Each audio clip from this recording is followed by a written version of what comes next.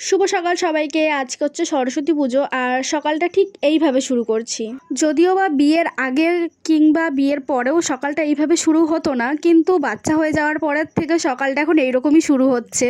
যাই হোক, সব মেয়েদেরই গল্প, সেসব বাদ দিলাম। আর আজকে যেহেতু সরস্বতী পুজো, তাই জন্য এদিকে হলুদ মাখবো।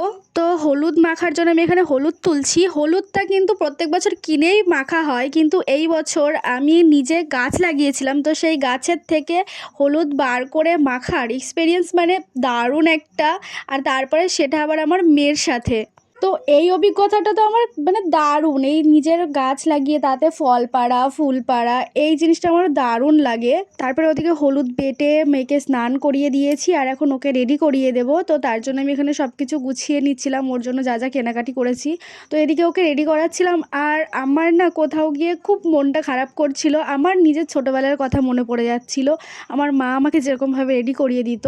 আমার বোন সেরকমভাবে শাড়ি টাড়ি পরতে পছন্দ করতো না ছোটোবেলায়, তো মা বেশিরভাগটা আমাকেই সাজিয়ে দিত। তো আমার সেইটা ভীষণ পরিমাণে মনে পড়ছিল, আমার ছোটোবেলার কথাটা। তো যাই হোক, এদিকে বর বাজার করে নিয়ে এসছে, আজকে খিচুড়ি হবে তার জন্য। আর বেগুনটার সাইজটা দেখেছো কতটা বড়। তো আমি ওকে সব কিছু গুছিয়ে দিয়েছি, আর ও এদিকে রান্না করছে।